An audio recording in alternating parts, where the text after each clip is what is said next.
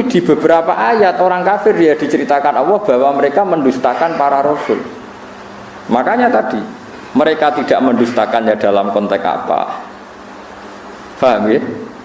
Mereka mendustakan dalam konteks apa? Ya sama, Nabi misalnya ngendikan wong sing ning omahe ngrumat asu. Iku malaikat gak par-par. Lan ibadahe ditolak pangeran dihapuskan sekian hari. Mau ana cerita ngombeni asu di sepuro, saiki ana cerita ngrumat asu. Masalah, malaikat saja tidak mau dekat. Faham sebelum maksud ini? Ben sampean ngerti bahwa meneliti ulumil Quran itu rumit. Dan itu butuh ulama. Ulama saja jangan hanya baca, tapi punya tradisi ahwal. Nak kowe maca tok iku gendeng. Kaya wong maca tafsir Sawi, bariku maca tafsir Jalalain terus diperbandingkan tafsir Ibnu Katsir. Kalau dia tidak punya ahwalil ulama, malah jadi setan. Keman ta'alama bila syai'in fa syai'uhu setan. Makanya ada cerita unik. Jadi ulama di sini ya rada unik, ya rada beling tapi belingnya ulama. Ana ulama jenenge Akmas, wis gak priyayi, senang masjid, lambine dicoplok. Bareng lambine dicoplok niku guntingi bulu ketek lho. Napa cara mriki kelek niku? Pokoke bulu ketek, itu diguntingi. Temenan ning jero masjid gak lambene. Sing pas iku ana mubalek pidato. Zaman itu Akmas itu terkenal lah populer. Terkenal. Oleh pidato ini haddatsana ini termasuk haddatsana Akmas ini terus cerita fadilah salat macam-macam. Terus jarene Akmas, kamu jangan mendengar mubalik itu, dia itu bohong. Terus setelah itu mubalik itu enggak tahu kalau itu Akmas. Ala tastahiyya syekh, kamu apakah enggak malu di depan orang banyak di masjid nak guntingi bulu ketek di depan umum? Boyo desain barang. 5 ada. Kenapa saya harus malu? Ana fi sunnatin wa anta fi kisbin. Termasuk sunnah, termasuk fitrah adalah guntingi bulu ketek. Ana fi sunnatin. Kowe bodoni. Kok bisa saya ini mubalek, saya ini pidato. Anal Amas. Kowe muni haddasan al Amas, anal Amas sing jenenge Amas yo aku iku. Kowe mula-muli muridku aku ora kenal kowe. Ini penting kula aturaken karena sekarang orang itu meneliti Islam itu tidak pakai guru, sehingga cara memahami dia tentang nahi mungkar atau tentang amar ma'ruf, tentang apa saja itu tidak punya ahwalal ulama. Makanya kalau menjadi ulama tradisinya selain memegang beberapa literatur atau marojek kitab-kitab sahihah, al-kutubus sahihah, juga ada ahwalal ulama. Ahwal itu satu perilaku konsensus yang diyakini antar ulama. Ya saya ulang lagi, yang diyakini antar apa? Diyakini antar ulama. Ini penting kalau aturaken. Karena ulama itu punya guyonan banyak yang kita tidak pernah tahu. Misalnya begini. Ana wong senengane ngrasani wong. Nah, kowe santri amatir terus ngrasani wong itu dosa ngene. Tapi ulama itu punya pikiran begini. Ana wong misalnya jadi lonte atau maling, sudah dirasanane wong sak desa. Gara-gara kesalahannya sering dirasani, dia jatuh, enggak dihormati di masyarakat situ. Nah, ulama udah takoki ngrasani hukume piye, Mbah? Ya dosa. Lah jenengan wonten tiyang ngrasani kok gak mbok loroi. Ciri utama maksiat itu adalah dia jatuh. Lahum fid dunya khizyun. Pasti karena dia lonte atau dia maling atau copet. Pasti Allah mentakdir ciri khas maksiat itu diantara hukumannya adalah jatuh di dunia dan jatuh di akhirat. Dan awal kejatuhan adalah jadi gunjingan atau dirasani wong akeh. Bagaimana Anda bisa mengharamkan sesuatu yang menjadi hukumannya Allah Subhanahu wa ta'ala? Ini ulama. Sehingga dia ya tetap kalau tanya hukumnya ngrasani wong piye? Ya dosa. Tapi jenengan ana ngrasani kok menengahi? Ya menengahi. Ya ora mesti nerangno ndek, tapi kula ulama ngerti. Maksudnya iku ya pancen khas kesalahan ben dadi rasane wong ben jatuh.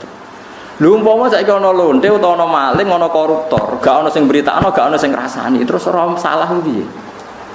Paham sing kula maksud? Lha itu uniknya Rasulullah. Rasulullah itu kadang ya nek ana ngrasani diseneni. Ojo jeng kowe aja ngrasani dosa. Tapi kadang Nabi yo ngrasani. Ana wong bulet ngono, senengane apik tapi wonge bulet jare Nabi bi sa'khul asyirah. Wong kok eleke.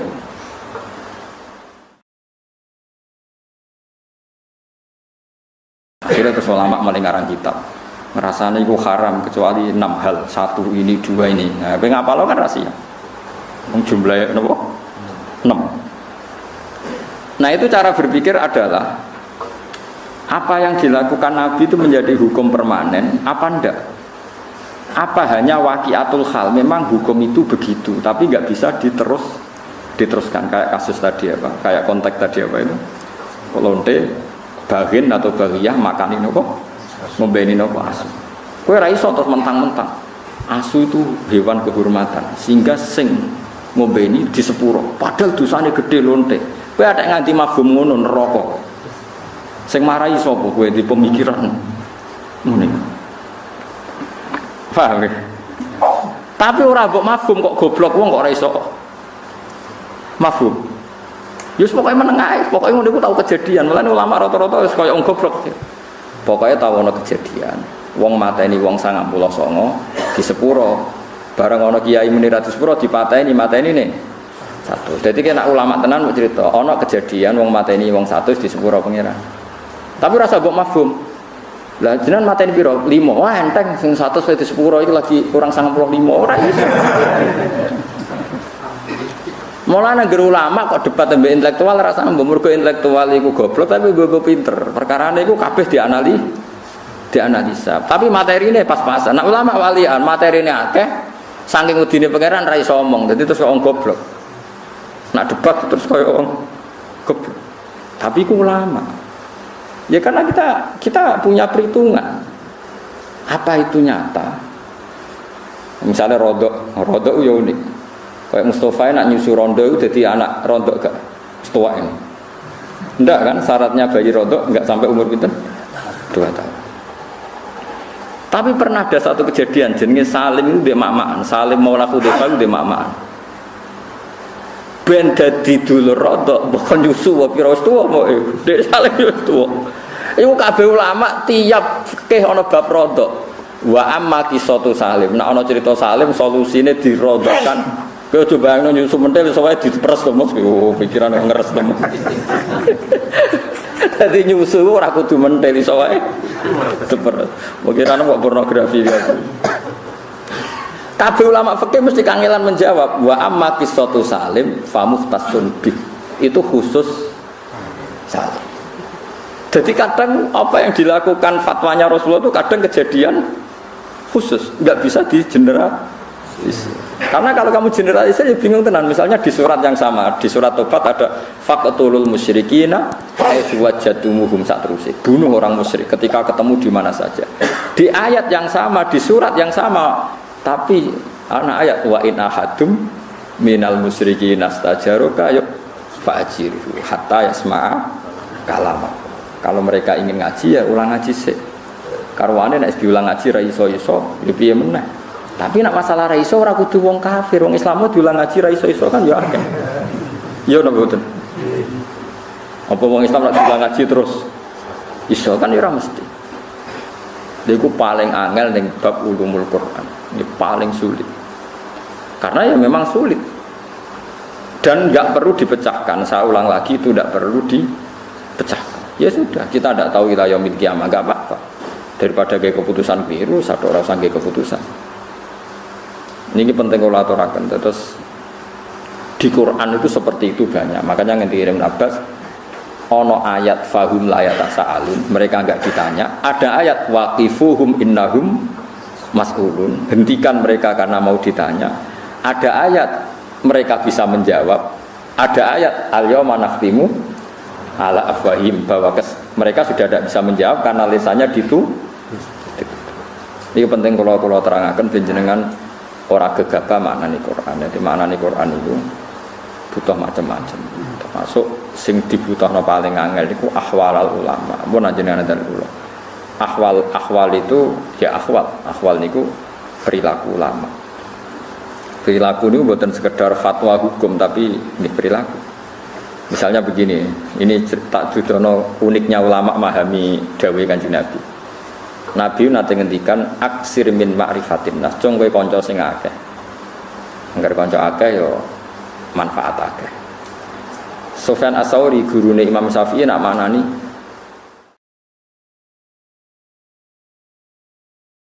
maknane aksir min ma'rifatin nas maknane aklil. Kowe iku nak kancanan sithik wae aja akeh-akeh. Kok saged wong hadise akeh kok ngongkon sithik. Ya maksudnya nak kowe kancanan wong macam-macam kok terus kecewa. Nek kecewa didine entuke ono sithik. Terus ditakoki mbek murid, dalile napa nak maknane ngoten? Ya dalile gampang. Kowe kancanan akeh tujuan apa? Nggih kersane kathah silaturahim. Kowe kecewa mbek wong sing kenal ta mbek sing ora kenal? Ya mbek sing kenal. Kowe ngrasani wong to nyakiti wong mbek sing kenal ta sing ora kenal? Ya mbek sing kenal. Berarti kenal wong akeh potensine ya dosane akeh. Wong ganggu wong akeh ngrasani wong akeh. Kula mau ora kenal Mustafa kan ya ora tau miso, ya ora tau kecewa berhubung kenal. Napa? Kecewa. Wahal tungkirun nas ilaman ta'rif. Kowe ora bakal kecewa mbek wong kecuali wong sing misalnya kowe darani tanggamu sombong. Kenapa mbak Rani sombong? Mergo kenal. Bareng kenal ketemu ra nyopo, sombong ketemu wong gledak-gedek ra takok. Misale kene ning Jakarta wong gledak-gedek ra kenal kowe mbak Rani sombong to ora? Ana cahayu kowe kenal. Mbok jak kenalan ra gelem, kowe darani sombong. Tanggaku tak jak kenal ra gelem. Artis sing ra kenal kowe ya ora kenal kowe, jute ya ora mbak Rani sombong. Mergo mboten napa? Itu ulama. Nabi dawuh aksir min ma'rifatin nas, ndekne maknane aklil min ma'rifatin. Itu kan enggak gampang. Orang punya pemaknaan seperti itu enggak gampang. Butuh sekian ribu hadis yang dia hafalkan sehingga dia tahu yang dimaksud tradisi Nabi itu seperti itu. Belum lagi di masa ilafigiyah, di masalah-masalah fikih. Imam Syafi'i kecil ketika umur 15 tahun, 16 tahun itu menjadi mufti. Itu mau dites ngene tok mbek gurune. Ini rungokno tenan. Nabi nate dawuh ngeten, wes wong pinter kaya apa nak maca teks hadis ora ora paham, nak ora ngerti ahwalnya Rasulullah. La tukharrikut ta'ira min wakanatiha. Aja geman ngobahno kurungan manuk. Nggih, aja geman nak manuk ning kurungan iku mbok obahno. Wis ngono tok Nabi ngendikan. Manuk nak ning kurungan di napa sangkar itu aja obahno. Mesti pikirane wong kan sakake manuke lagi ngantuk kok diganggu. Utawa piye lah pokoke lha opo obahno tujuane. Tapi Imam Syafi'i wong alim alama, gurune ya wong alim. Oleh maknane ngeten. Karena fil jahiliyah, zaman jahiliyah niku wonten tradisi. Kalau mau pergi itu tes-tesane iku manuk. Manuk dak kok kurungan terus digusah. Dibuka posisi kurungan tapi lawangnya dibuka. Nak digusah mi bernganan berarti lunga iki mubarak. Lunga ini berkah. Bahasa Arabe manuk ta'ir. Ta'ir itu bahasa Arab maknane napa? Manuk. Nak digusah melayu ngiri berarti lungane gak barokah. Lah Nabi itu melarang orang pergi atau orang bisnis berdasar mibere manuk. Lah itu disebut qalu innama ta'irukum ma'akum inna tatoyarna bikum. Jadi wong Arab itu tatoyur itu membuat keputusan penting berdasar terbangnya manuk. Paham sih kalau maksud? Bayangno misalnya sampean gak di tradisi ulama terus mau teks hadis, jong manuk iku jobano apa kurungane. Terus kowe maknane kan mau ngono tok. Paham sih kalau maksud? Tapi Imam Syafi'i iso maknane iku adalah wong Arab memutuskan sesuatu penting berdasar mibere manuk. Mulane ning Quran disebut innama ta'irukum ma'akum inna tatoyarna bikum wa kullu insanin alzamnahu ta'irahu fi 'unuqih. Kabeh kata ta'ir. Bareng Imam Syafi'i iso nerangno ngono terus gurune nangis. Al yauma aftiya Aba Abdullah. Kowe cek cilik lah wis oleh fatwa. Wong kok pintere ngono. Kowe iso bulet to, manuk iso bulet. Kowe iso bayangno wong pinter kan ya. Lah iki mboten wong maca terjemah Quran wis ngaku ahli Quran, maca terjemah hadis dari ahli napa? Waduh gobloke ra karuan. Kula sering ditantang debat iki mboten purun, kowe ora level terus piye ora ku nerangno.